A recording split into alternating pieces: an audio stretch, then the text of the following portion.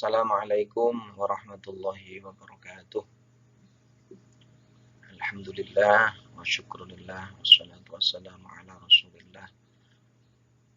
La hawla wa la quwata illa billah amma ba'dah. Yang saya cintai,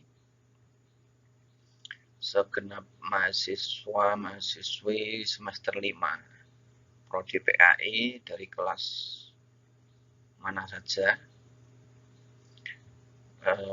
Semoga kita dan segenap keluarga kita selalu berada dalam lindungan Allah, diberikan rahmat dan taufiknya, dijauhkan dari segala macam mara bahaya, dijauhkan dari segala macam penyakit ataupun virus, baik virus corona maupun teman-temannya corona. Ada Corolla, ada Innova, Avanza, Livina, R3, dan lain sebagainya. Ya, itu juga semuanya merupakan virus yang mengancam kita. Kalau corona itu mengancamnya dari sisi fisik saja, tapi kalau Innova, Avanza itu ancamannya fisik dan psikis. Pengen duwe Innova tapi randu duit, akhirnya psikisnya terganggu, tekanan moral, tekanan batin, itu bahayanya lebih bahaya daripada corona. Ya, semoga kita semuanya dijauhkan dari semua penyakit, baik penyakit zahir maupun penyakit batin. Alhamdulillah wa syukurillah, di tahun ini, tahun akademik ini, di awal semester Gasal tahun 2020-2021, kita masih diberikan kesehatan, kekuatan, sehingga kita bisa melanjutkan tugas-tugas kita sebagai seorang pelajar maupun sebagai seorang pendidik. Kita tentu berharap keadaan Indonesia yang saat ini sedang dalam masa pandemi akan segera berakhir dan keadaan bisa kembali normal, sehingga kita bisa melaksanakan aktivitas kita seperti biasanya, kuliah dengan tatap muka di kelas, ketemu dengan teman-temannya, ketemu dengan dosennya, ketemu dengan pacarnya, ketemu dengan warung, kantin, dan lain sebagainya.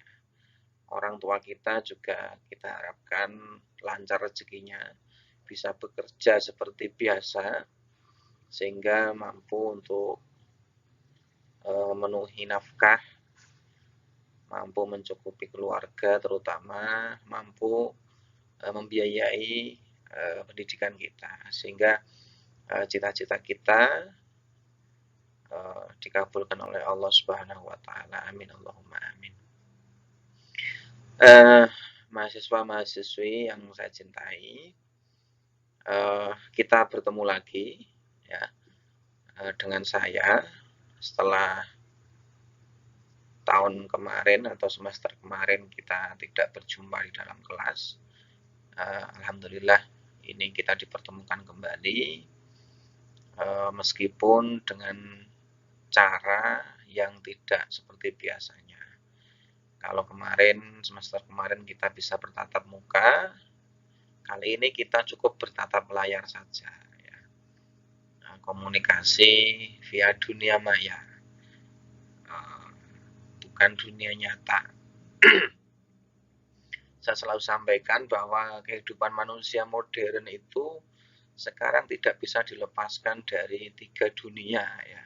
Yang pertama dunia nyata yang kita jalani sehari-hari ini, yang kedua dunia maya, ya, yang kita ikuti setiap hari, dan yang terakhir dunia gaib, ya, itu yang barangkali ada tapi tidak bisa kita saksikan. Nah, dunia maya dan dunia nyata ini yang kita jalani dan kita hadapi ini harus kita sinkronkan. Ya, jangan sampai kita kelihatan baik di dunia maya tapi dunia nyata aslinya bodong. Jadi baik dunia nyata dan dunia maya itu harus kita selaraskan karena semuanya akan dipertanggungjawabkan di hadapan Allah Subhanahu wa taala. Bukan karena di dunia maya kamu memanfaatkan jempolmu ngetik sekarepmu dhewe terus tidak dicatat malaikat ya. Prehne malaikat ora iso WA-an. Jangan karena malaikat tuh ndak bisa WA-an, ndak bisa Facebookan, terus dia ndak tahu aktivitasmu di dunia maya ya. Dia juga tahu, jadi itu juga dicatat. Ya, kita lanjutkan ya, kita mulai, bukan kita lanjutkan. Kita mulai perkuliahan kita di semester ini bersama saya dalam mata kuliah metodologi studi Islam. Dalam mata kuliah metodologi studi Islam. Ini mata kuliah metodologi studi Islam merupakan mata kuliah wajib yang ada di prodi agama, di PAI, di dakwah, di syariah, dan di semua kampus-kampus agama ini mata kuliah yang harus diajarkan. Ya. Apa alasannya? Karena dengan metodologi studi Islam itu kita diberikan pemahaman, pengetahuan tentang bagaimana cara memahami agama Islam dengan benar, dengan komprehensif, dengan berbagai sudut pandang, sehingga kita tidak menjadi orang yang bersumbu pendek. Sumbu pendek itu piye? Sumbu pendek itu disumet langsung meledos. Ya, baru ada kagetan lah, gampangnya kagetan. Baru ada isu sedikit, ada apa sedikit, langsung kaget, langsung meledos. Nah, itu sumbu pendek. Ya, kita yang pernah mengenyam bangku kuliah dan pernah mempelajari metodologi studi Islam, jangan sampai menjadi orang yang bersumbu pendek. Karena asumsinya dengan metodologi studi Islam itu kita mengetahui berbagai macam sudut pandang dalam ajaran Islam. Nah, begitu.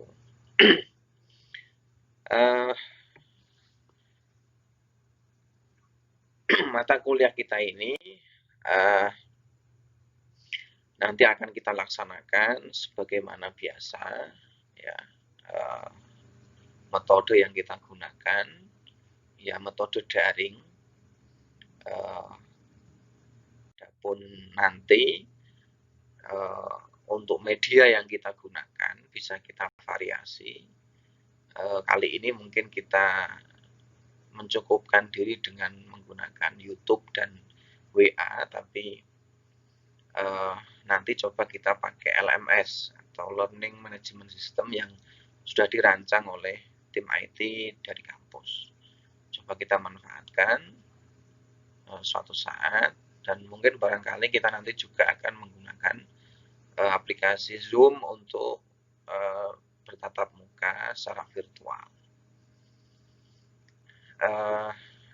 Agar ada variasi dan tidak jenuh atau bosan dengan satu media saja. Ya, untuk urusan kuota jangan khawatir karena sudah ada bantuan 50 GB ya, itu dimanfaatkan dengan baik. Jangan cuma dibuat chattingan, stalking statusnya orang ya, bikin status yang tidak jelas atau nonton YouTube saja ya.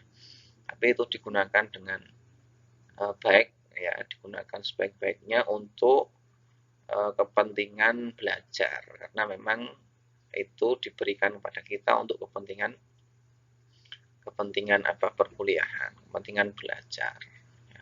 Dan itu juga adalah uang kamu sendiri ya. Itu adalah uang rakyat yang digunakan untuk didonasikan atau diberikan kepada kita untuk kepentingan belajar. Ya, perkuliahan kita hari ini kita awali dengan sebuah komik ya. Ini komik dibikin oleh salah satu komikus santri, komikus NU, namanya Firil Kamal. Saya berteman di Twitter sama dia. Dia seorang pelukis, ya, seorang komikus yang banyak melahirkan karya-karya yang unik, karya-karya yang lucu, tapi syarat dengan makna.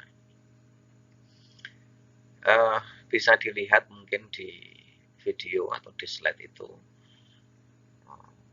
Ya, ada fenomena seorang bercelana cingkrang, berjenggot, yang sebenarnya dia ini santri saja bukan.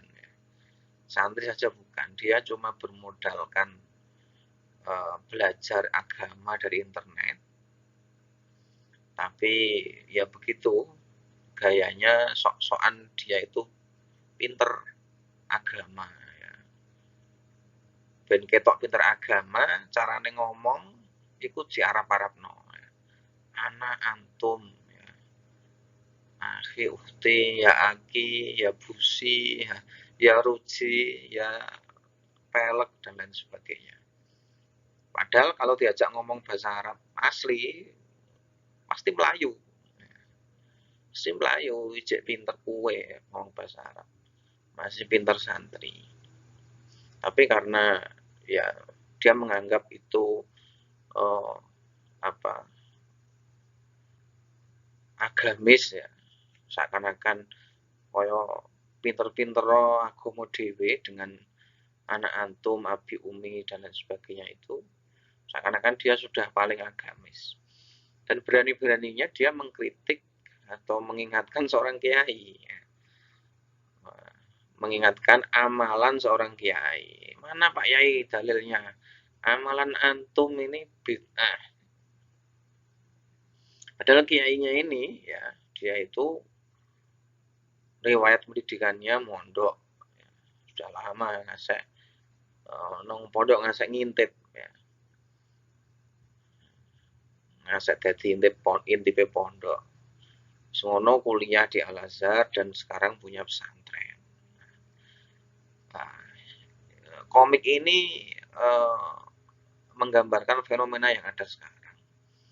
Ya, fenomena yang ada sekarang seringkali kita menjumpai orang-orang yang sebenarnya tidak qualified. Tidak qualified, tidak punya kapasitas dalam ilmu agama karena tidak pernah belajar agama secara intensif, ya, cukup browsing di Google, browsing di YouTube, atau pernah ikut pesantren kilat ya, Ramadan itu paling seminggu atau 2 minggu, tapi gayanya itu seakan-akan dia paling tahu agama. Akhirnya dia kritik sana kritik sini, melihat amalan, melihat ibadah ritual yang tidak pernah diajarkan kepada dia, itu dianggapnya itu salah ya. Padahal dia yang nggak tahu. Ya, sama seperti anak kecil itu. Sama seperti anak kecil yang baru belajar tata cara menulis ya. Baru belajar menulis. Baru tahu caranya menulis, melihat orang lain, orang dewasa yang menulis dengan cara yang berbeda dengan caranya, itu disalahkan. Ya, anak saya itu pernah begitu. Anak saya ketika dulu masih TK kecil, latihan nulis huruf hijaiyah itu diajari nulis sama gurunya. nulis alif bata itu. Nah, caranya begini, ya, dia praktekkan di rumah, ditunjukkan sama saya. Nah, lalu di rumah saya ajari cara yang benar, ya. Cara nulis huruf hijaiyah itu ada caranya, ada jalannya. Kamu yang dulu pernah ikut mata kuliah Khat Arabi yang saya ampu, pasti tahu ya. Nulis alif itu misalnya itu jalannya berapa kali. Nulis ba itu jalannya berapa kali. Dan pensilnya harus bagaimana. Itu anak saya coba saya kasih tahu. Gini loh, Dek. Nulis ba itu gini gitu. Dia nggak terima. Nah, katanya ya, Bu Guru ngajarinya nggak gitu kok, Bah gitu. Nah, saya disalahkan, apa yang salah? Apa nggak tahu gitu. Nah, padahal gurunya dia itu mahasiswa saya di Unisno. Ya, itu kan lucu ya, begitu. Jadi orang yang beragama dengan menyalah-nyalahkan orang lain karena dia tidak tahu ya, bahwa yang dilakukan oleh orang lain itu juga diajarkan oleh agama, itu orang yang beragama seperti anak kecil. Baru tahu sedikit, dia mengira yang sedikit itu yang paling benar. Yang sedikit itu yang dianggap paling benar, kemudian ketika melihat orang lain melakukan yang berbeda dengan dia, itu dianggap salah. Ya, maka ya itu beragama ala anak kecil. Ya. Kalau ada orang yang beragama begitu, berarti masih amatir dia. Masih amatir. Dan itu fenomena itu sekarang banyak sekali. Kamu bisa lihat ya orang-orang di media sosial itu. Ya. Saya sering bersinggungan dengan orang-orang seperti itu. Saya lihat profil Facebooknya itu enggak pernah pendidikannya di SMA. Tapi ngomeni komen kepada ngomeni statusnya orang ya. Yang orang itu sebenarnya adalah ahli agama. Itu dengan kata-kata kafir, dengan kata-kata salah, kamu sesat dan lain sebagainya. Itu banyak sekali begitu. Padahal dia hanya lulusan SMA. Ya, kalaupun kuliah, dia kuliahnya kuliah umum. Tidak pernah belajar agama. Dan yang dikomentari itu adalah seorang yang sudah belajar agama bertahun-tahun. Ya. Contoh misalnya seperti Profesor Quraish Shihab itu. Profesor Quraish Shihab itu ya dari kecil itu memang hidup di lingkungan agama. Di madrasah sekolahnya, di pondok pesantren. S1 sampai S3 di Al-Azhar semua. Ahli tafsir. Gitu disalahkan sama seorang yang namanya John Roo. John Roo itu wartawan. Ya. John Roo itu penulis, ya, seorang wartawan dan tidak pernah belajar agama. Nah, ini kan kebalik-kebalik. Ya, kebalik-kebalik. Nah, maka benar kata Gus Dur. Gus Dur dulu pernah mengatakan akan datang pada masanya nanti orang-orang yang tidak pernah belajar agama, yang belajar agama sedikit, itu berani menyalahkan, menyesatkan kiai yang sudah belajar agama bertahun-tahun. Ya. Apa sebabnya mereka berani menyalah-nyalahkan itu? Ya karena pandangan mereka sempit. Karena belajar agama mereka baru sedikit, dan yang sedikit itu dianggap yang paling benar. Ya. Sama seperti contoh anak kecil itu tadi, anak saya tadi. Dia tahu cara menulis huruf hijaiyah, alif dan ba. Ya, dan dengan cara yang satu itu yang diajarkan gurunya, dia belum tahu cara yang lain. Dan cara yang paling, justru cara yang lebih benar. Tapi justru dia menyalahkan cara orang lain. Karena yang dia ketahui hanya yang diajarkan oleh gurunya.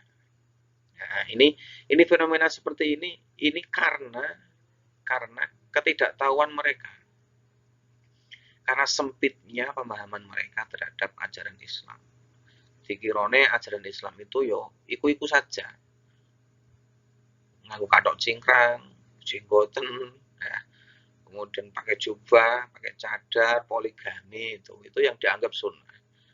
Nek orang kaya iku ora dianggap sunnah, ya kan? Orang-orang sekarang itu kan begitu. Kalau ada orang tidak pakai celana cingkrang, pakai celana yang menutupi mata kaki, dianggap tidak sunnah. Dia pakai celana cingkrang, menganggap dirinya paling sunnah. Ada orang yang tidak bercadar, dianggap tidak sunnah. Dan dia menganggap dirinya sunnah. Orang tidak poligami juga dianggap tidak sunnah. Dan dia poligami dianggap sunnah. Padahal sunnah itu tidak cuma itu. Ya kan, sunnah tidak cuma itu. Kita kuliah, kita belajar, itu sunnah. Karena Nabi menyuruh kita untuk belajar. Kita menghafalkan hadis, menghafalkan Al-Quran. Itu sunnah. Itu sunnah. Mereka tidak menganggap itu, ya. Mata mereka tidak melihat itu. Yang dilihat itu cuma kathok cingkrang, cadar, poligami. Ya. Sing ora poligami, sing ora cadaran, sing ora cingkrangan, diarani ora sunnah. Dan sunnah itu banyak sekali. Ya. Membahagiakan istri ya dengan tidak berpoligami misalnya, itu juga sunnah. Karena Nabi ketika masih dengan Siti Khadijah tidak pernah menikah lagi itu. Gitu. Ya. Jadi karena